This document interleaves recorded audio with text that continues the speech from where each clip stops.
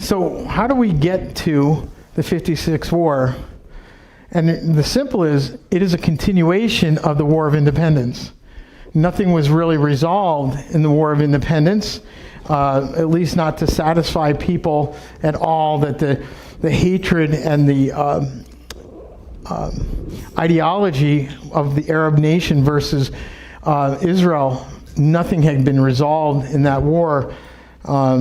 And you remember when I shared the last time that the partition plan that was done by the UN was not accepted by the Arab nations. Israel accepted the partition plan, but the Arabs didn't. And the reason they didn't is they wanted all of it. They wanted all the land. And so that was not resolved in the War of Independence.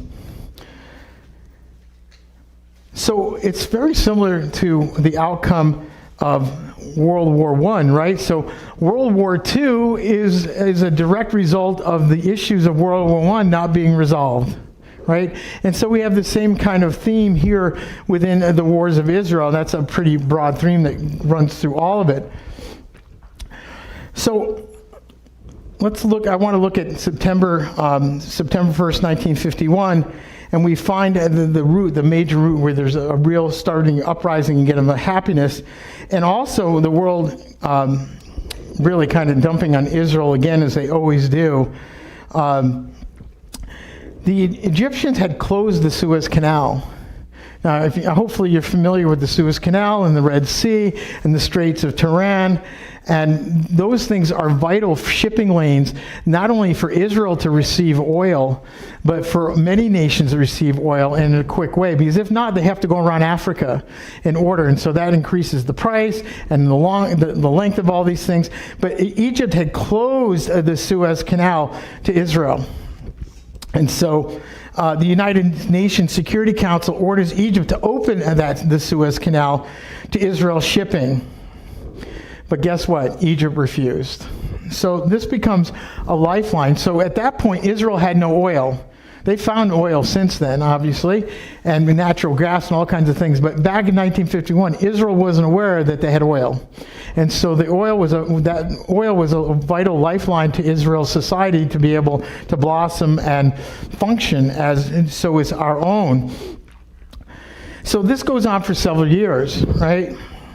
And in April 1954, the Egyptian foreign minister, Muhammad Salah al-Din, he makes a statement. And again, this is 1954.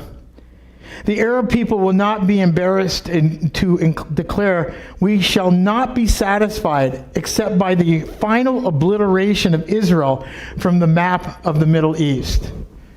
So this was proclaimed in 1954. Does that sound familiar to anybody? Don't we hear that every day, right? This is the same as from the river to the sea. Everybody must be familiar by that today. Hope everybody knows. I think it's interesting that of all these protests, 47% of the people don't know what rivers or the sea it's talking about. They have no idea, many of them, that it means the obliteration of Israel. So people are very ignorant.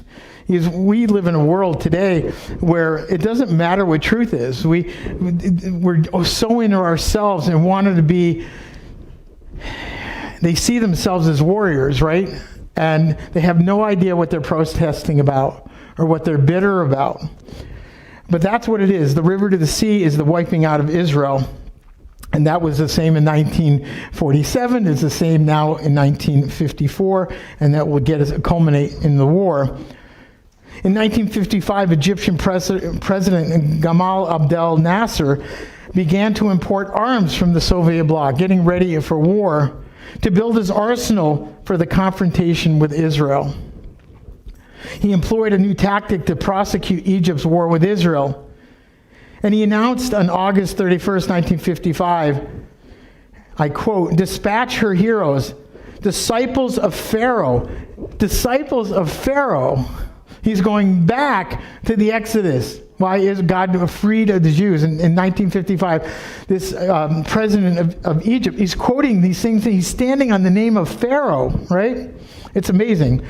Disciples of Pharaoh and the sons of Islam to cleanse the land of Palestine. There will be no peace on Israel's border because we demand vengeance, and vengeance is Israel's death. So this is 1955. So it's about 7 years from the end of the War of Independence. So nothing's changed outside of Israel was able to establish itself with nothing. And so if you want more information, you have to go back to that message and review that message for more specifics. So again, Israel's death, it's darn right familiar and very uncomfortable and scary, right? This is what Israel has always faced. So it's not new today. This has been consistent. There's been no change. If one thing the Arab nations have been consistent in, hating Israel and coveting all the land. That's what they've been consistent in. These heroes that Nasser is alluding to, right? They are Arab terrorists, or what they call fedayim. That may be a word that you're familiar with. It's still true today. They're trained and equipped by Egyptian intelligence to engage in hostile action on Israel's borders and to infiltrate Israel, to commit acts of sabotage and murder. Does that sound familiar? That's what happened on October 7th. So this is not a new thing, although the October 7th thing was pretty dramatic because Israel got caught off guard, right? But this has always been going on. It's been an ever-present danger. The Fedayim operated mainly from bases in Jordan. It's interesting. They're equipped and armed and trained by Egyptians, but they spend their time in Jordan. Kind of interesting. So that Jordan would withstand the worst of Israel's retaliation, which inevitably followed. So the reason the Egyptians had all these warriors in Jordan is because if something was going to break out, Egypt didn't want to be attacked. They wanted Jordan to be attacked. There's no respecter in the Arab nations, right? They don't like each other particularly, and so they will throw each other to the wolves, no problem. It's kind of a strange thing. Of course, that works to the advantage of Israel on many occasions. The terrorist attacks violated the armistice. Of course, there was an armistice in 1948, 1949, actually. An armistice is not peace, right? An armistice is like a timeout. So there was never a peace between Israel and the Arabs in 1948, 1949, but there was an armistice. So all this action by the Egyptians is against the armistice, the temporary peace that was set up to end the hostilities.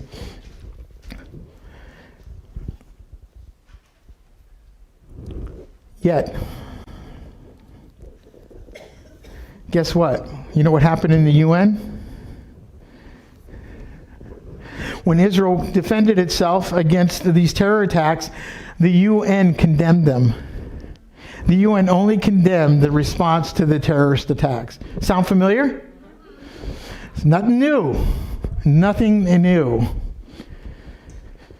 How frustrating must that be to live in a country, and I'm starting to feel that way in our own country, right? If you're a conservative, you're starting to feel pretty lonely out there, right? It's crazy what's happening. So Nasser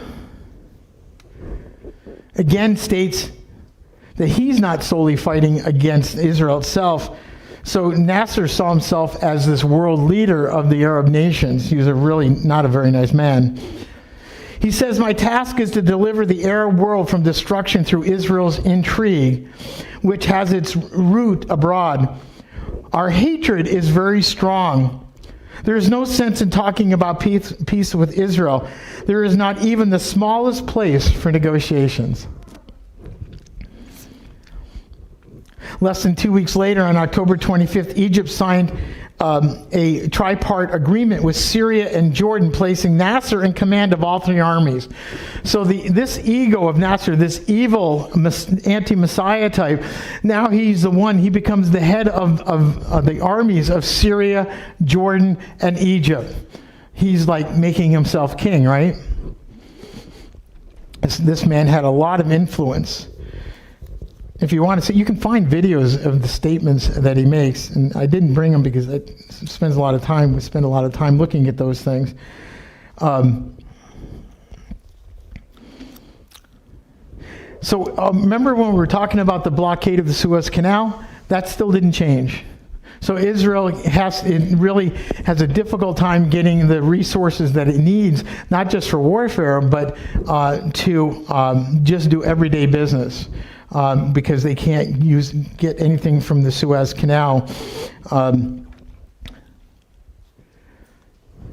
Because of that, this opens a door for Israel that gets some backing from France and from Britain. Guess what? To attack Egypt on October 29, 1956. Why does France and Egypt get involved? Well, it's not because of their love of Israel, because they were also getting blocked from the Suez Canal. And so they had their own interests. And so this this opens a door for Israel to be able to finally do something about this blockade, and they get the blessing of Britain and France. France was the supporter. The Israeli military, America didn't support Israel. So everybody, if you're under the impression that America has always supported Israel, it's not true. So back in the 50s, Israeli arms came primarily from France and from the Czech Republic and places like that. America did not send any arms or supplies to Israel, and neither did Britain. So Israel was their only place they could really go was to France for their military supplies. And I bring that up because I think it's important, because some of us, we need to understand that the U.S. unfortunately has not been one of the better friends of Israel for its whole time. Now there are moments of brightness within that, and we eventually will get to where those bright things are, but very little. They had to look elsewhere in their own ingenuity, buying stuff on the black market. So it wasn't as sometimes it may appear. So leading up to this outbreak, there was 1,339 armed clashes with Egyptian forces. So before the war breaks out, there's 139 clashes a few months prior to the war of 1956 breaking out. So Israel's having to deal with these incursions from Egypt and from Jordan. So there were also 435 incursions from Egypt's controlled territory, right? 172 cases of sabotage, right, that were perpetrated by the Egyptian military and the Fedayim, these terrorists, from within Israel. So Israel always had a problem with terrorists being within their borders. So as a result of these actions, the Egyptian hostility, 364 Israelis were wounded and 101 killed. Now, sometimes because we're used to big numbers, that doesn't sound a lot, but in a very tiny country, that's a lot of people that are lost, right? And when you hold life precious, as Israel does versus the Arab nations, it means a lot. So approximately, in the war that's going on now in Gaza, so Israel says that they've killed about 7,000 to 8,000 terrorists, but Israel's lost about 150 soldiers, which is a huge loss for them. They are all about preserving life, not only for their own people, but do go to great extremes trying not to harm civilians. But it's difficult or impossible when the civilians are used as human shields. In most places, in other war zones of normal, whatever was normal in war, civilians are allowed to leave and go. Well, the Palestinians have nowhere to go. Egypt won't take them. Jordan won't take them. Nobody wants to take them. In fact, Egypt says they don't want to take them because they're afraid they won't go back. So, it's really sad when you think about it. And, it's not, there's no, in war, it's hard to appreciate when people are dying what Israel does to try and not take innocent life. And it can be not only frustrating for us, But it can put us in a very difficult place when people also may come up to you and say, well, look how many people they've killed, how many innocents they've killed. First of all, we're not sure how many innocents they killed because the numbers come from the terrorists, so we have no idea. And just so you know that when the terrorists report deaths, they don't separate out terrorists. So Israel believes they've killed 8,000 terrorists. So that's over a third of those that have been lost are terrorists. So look, any loss of life of innocence is horrible. But in war, it's difficult. But this war is the current war is not being fought as a war normally would be fought for the sake of the innocent bystanders. So where was I?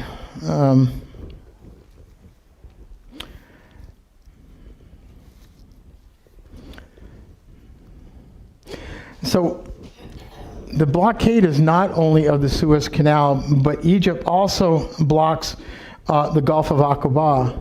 And if you're familiar with Israel, the Gulf of Aqaba is the Gulf that splits from the Red Sea. I should have put a picture up. And it goes like this, and it's the only other port that Israel has in order to receive goods. And that was blocked as well by Egypt. Next time I'll have a picture where it shows that. So they're kind of being put in a rock and a hard place. So the French at the time had a favorable relationship with Israel, and they were hoping that Israel would take care of Egypt. So France has other motives for being to support Israel, to take Nasser out. That's what the French were hoping to do. The British joined because they couldn't pass up a chance to get involved, because they wanted to take control of the Suez Canal again. So the idea was that the Western allies would actually control the Suez Canal. That's why France and Egypt get involved. So France, Egypt, and Israel, they agree on a plan whereby Israel would land paratroopers near the canal and send its army across the Sinai Desert. The British and French would then call for both sides to withdraw from the canal zone, fully expecting the Egyptians to refuse. At that point, the British and French troops were to be deployed to protect the canal. So their idea was they're going to take the canal. Might have been a good idea, but that never would have resolved anything. So what the war in 1956 really is what we call Operation Kadesh. That name should be familiar, that Hebrew word. More than 100,000 soldiers were mobilized in less than 72 hours. That's Israelis. 100,000 were mobilized in 72 hours or less. We can't do that in the United States. It wouldn't happen.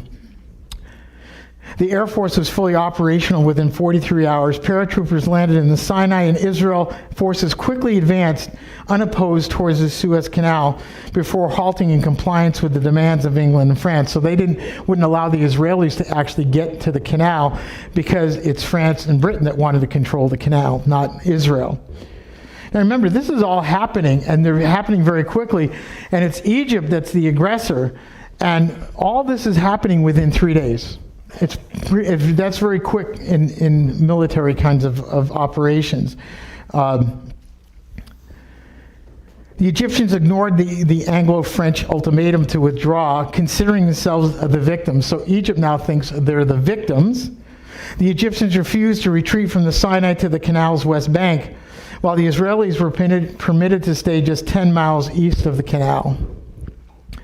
On October 30th, the United States sponsored a Security Council resolution calling for immediate Israeli withdrawal. The United States is not even involved in this, but now they're calling for a ceasefire. It's outrageous, right? Outrageous. You're on the sidelines, you're not doing anything. Well, we want this to end.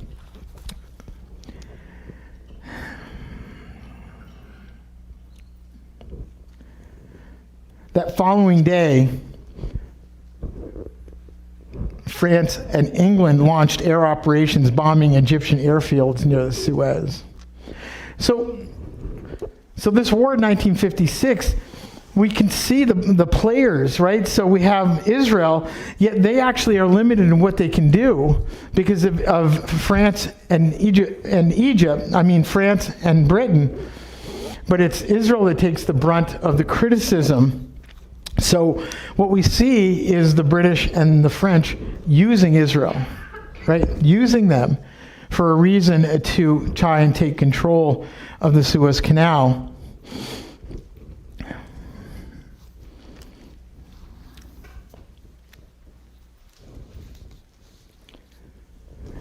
So when the Israelis and the Egyptians do meet, the Israeli forces rout the Egyptians on the Suez Canal.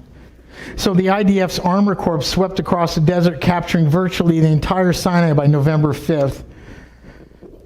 So a former U.S. ambassador, Parker Hart, said, "We have intelligence reports that many of the Egyptian troops just took off their shoes and ran barefoot to get out of there faster." This is one of those miracles that is a bit vague here, but God is in the midst of all of Israel's battles. And there's amazing stories, and I'm going to share some of those later with some of the other battles that I'm going to share over the weeks, of God's just intervention and the enemy fleeing for no apparent reason outside of a supernatural fear entering into them. So that day, British and French paratroopers landed near Port Said, and amphibious ships dropped commandos on shore. British troops captured Port Said and advanced within 25 miles of Suez City before the British government abruptly agreed to a ceasefire. There's no sense to some of this stuff. So they're getting what they want, and then the British say, well, we want a ceasefire. They didn't finish the job. They put Israel in a horrible position. So why did the British do that? Well, the British decision was prompted by Soviet threats. Does that sound familiar? To use every modern destructive weapon.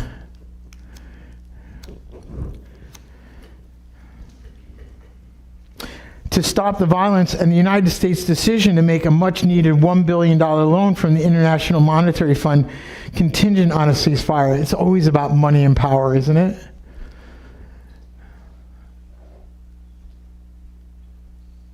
So the only thing the United States did back in the 50s was really mess with things, something that they wanted. The French tried to convince the British to fight long enough to finish the job of capturing the canal, but succeeded only in delaying their acceptance of the ceasefire. Nothing got accomplished. Though their allies had failed to accomplish their goals, the Israelis were satisfied at having reached theirs in an operation that took only 100 hours. So they were able to drive Egypt and keep the terrorists at bay, not only in Egypt, but for Jordan as well, and for Syria, because all three had their militaries ready to enter Israel, and they didn't because of the failure of the Egyptians to hold the Sinai Desert. By the end of the fighting, Israel held the Gaza Strip. That should sound familiar, right? And advanced as far as Sharm el-Sheikh along the Red Sea. And within that 100 hours, 231 Israelis lost their lives. So Israel did nothing wrong here. Yet President Eisenhower, we all should know that name, was upset with Israel. And they were upset with France and Great Britain that they had secretly planned a campaign to evict Egypt from the Suez Canal. Now, I would imagine that we're all probably bright enough to realize that the United States knew all along what they were going to do. But it didn't serve our purposes, and so they cried foul. How dare you plan something without talking to us? Well, I'm pretty sure that that's not the case. But they decided it wasn't in their best interests in order to support what Britain and France and Israel were involved in. Israel's failure to inform the United States of his intentions, combined with ignoring American entreaties not to go to war, sparked tensions between the countries. The United States subsequently joined the Soviet Union, ironically, just after the Soviets invaded Hungary. Everybody, I don't know how much you're aware of that. The Soviets were fighting in Europe to take over Hungary in a campaign to force Israel to withdraw. This included the threat to discontinue all U.S. assistance. There wasn't any U.S. assistance. UN sanctions and expulsion from the UN. I'm not sure what the point of being part of the UN is today, right? For any country.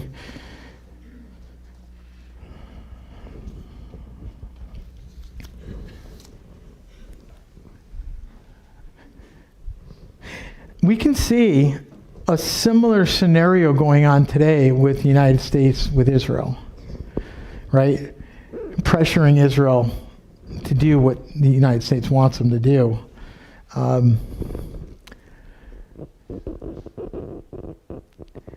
They're threatening not supporting them with the arms that they need to continue the battle. And the irony of that is, Biden's probably been one of the better presidents supporting Israel in the short term. The only president I can see that did a better job, believe it or not, was Tricky Dick. Nixon actually, behind the scenes, was very supportive of Israel in their wars and gave them great arms. But it's really going south with American support for Israel at this point. They need to be able to finish the job, if that's even possible. But at least to the satisfaction of Israelis, to try and keep the land safe. I don't know that it's ever going to be safe until Messiah returns, right? So, but I think that Israel can't live in a land where every day there's bombs coming over their head and missiles. I can't even imagine what that's like. I remember many years ago when I was in Israel, I was working, and I remember the sirens went off. There weren't any missiles that came over, but I remember just everybody turning white and heading for the bomb shelters. It's no way to live a life for any of us.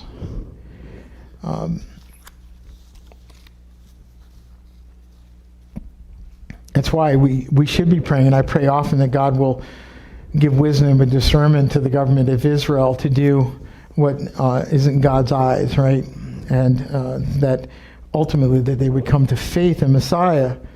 But it's difficult to see what's going on and to defend Israel in their defense of the country because of all the outside pressures and lies and half-truths. It's a difficult thing. So ultimately, the U.S. again pressures Israel to withdraw from the conquered area. So what did they conquer? Well, they conquered the Sinai, right? They conquered the Gaza Strip, and the United States pressured them to withdraw from those areas. Wonder what would happen if they hadn't. If things would be different. And of course, Israel gave all that land back without any concessions from the Egyptians. And of course, this is what sowed the seeds of the 1967 war. Nothing was resolved in the war of 1956, nothing. And it actually empowered the Arab nations to believe that they could have victory over Israel, particularly if they could isolate Israel from Great Britain and France.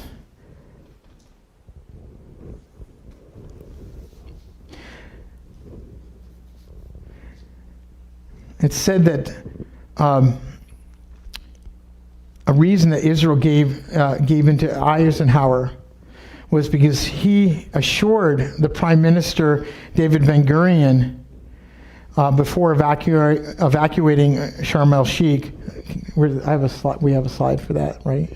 Yeah. So this gives us a little picture. So Israel had captured Sharm el-Sheikh. So why was that important? Because now they could control the Gulf of Aqaba, that it couldn't be blocked off. And so our great president promised that they wouldn't have any problems if they left all the area they had taken, and they had taken all the Sinai Peninsula. And so Sharm el-Sheikh ensured that the ports of Eilat and Aqaba could get goods and whatever, ship in and ship out. So the president, Eisenhower, promised them that they would guard the Straits of Tiran, because the Straits of Tiran are right there, right in that head there. Guess what? They didn't. Israel elicited a promise that the United States would maintain the freedom of navigation in the waterway. In addition, Washington sponsored a UN resolution creating the United Nations Emergency Force, UNEF, to supervise the terrorists vacated by the Israeli forces, the territories vacated by Israeli forces. Give me the second slide, if you would. So this is kind of a big map of what they call the Anglo-French invasion, right? And so the United States promised that they would take care of everything, but this map also shows you the land they took, and it's hard to read here, but this war was only 5 days long, and Israel took the whole Sinai Peninsula in 5 days, right, and captured all the major towns along there, and they had to give them all back. And of course, you can see Gaza, if you look way up where the Negev is in the top, you can see Gaza. It's kind of little there. I circled it. But think about how different it might have been if they had kept that buffer, because Israel sees it as a buffer. On the day of Israel's withdrawal from Gaza, which was in March 1957, Menachem Begin spoke at a large rally in Tel Aviv demanding Ben-Gurion's resignation. Demonstrators objected to what they viewed as a practically unconditional withdrawal that left hundreds of Fedayim, the terrorists, in Gaza. So let's think about that for a second. So when Israel withdrew from Gaza in 1956, it left all the terrorists there. We're still paying, right? If they'd finished the job, maybe we wouldn't be going through what we are today. I don't know. It's just a speculation on my part. But there's numerous times, as we'll see, that because Israel was pressured to give back what they had taken, the problem's never gone away. The hatred, the attacks, all those things that kind of fold into that could have maybe been avoided. And yet here we are at the pressure, and particularly the pressure of the United States. So again, not to demean us necessarily, but the United States, for the most part, has not been a great friend of Israel, particularly in them helping to resolve and maintain their freedom. It's funny when you hear now, well, they're the only democracy in the Middle East, yet we sure don't treat them like one. So nothing was solved in the 56 war. The failure to drive out the terrorists completely was a great error.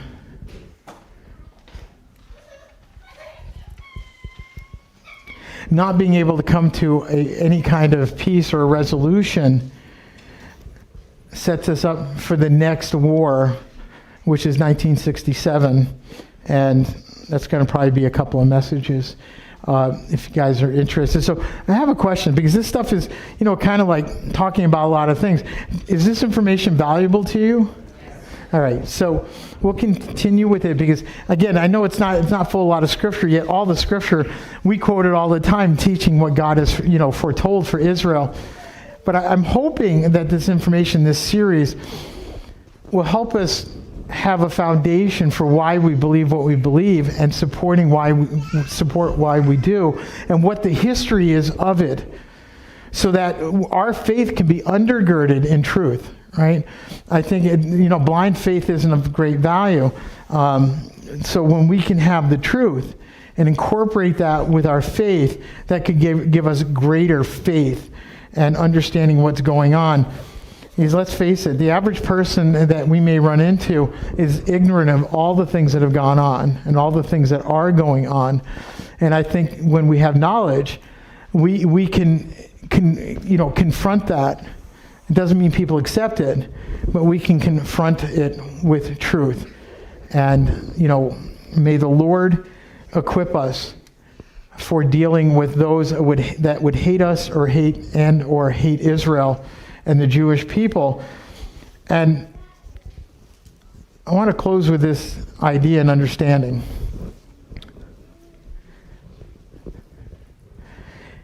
You know, this is a supernatural war, right? We tend to just focus on Israel or wherever it may be, or Ukraine, but this is a war against humanity that the devil is brought. And he's looking to crush all of us, right? All the faithful. It may start with the Jews, but it don't end with the Jews. And that we are all in it together, we can't hide, we can't say this isn't my fight, because it's actually all of our fight. You know, we're 8,000 miles from Israel, but in the last few months, with everything that's going on in the border and stuff, the fight's coming here, right? I mean, it's the fight of terrorist attacks, it's multiplying daily. And I'm not being a fearmonger, I'm just saying that's a truth, and that what Israel has lived with for its whole existence, even in ancient times, except for a few exceptions, is the attack on Israel and God, and on Jewish people, and those that are faithful to the God of Israel, the God of Abraham, Isaac, and Jacob. It is our fight. Whether we want it or not, it is our fight. And, you know, I pray to God that he will protect us, but within the scope of what's happening in the world, more stuff's going to be happening here. And just be aware that it's connected to what's happening in Israel as well, and around the rest of the world. It's not all detached. This is the devil and the hatred of God and God's people, hating God's creation, hating everything about what God has planted in this universe. And we can't separate ourselves from that. Even if you're an atheist, guess what? You're going to feel the consequences of this, whether you deny it or not.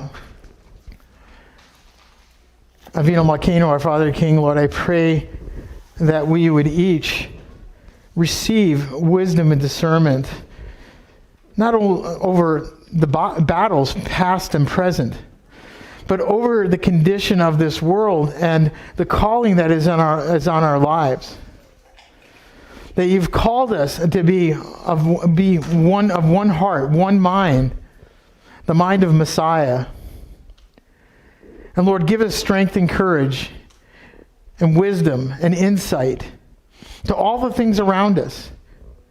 Make us aware where maybe we weren't aware before, we'd be more aware. That we'd be watchmen on the walls, as your scriptures call to us, be watchmen on the wall. For those walls are here as well as they are there. May your strength be our strength. And may all the glory be yours. In Yeshua's name, amen. Praise you, Lord.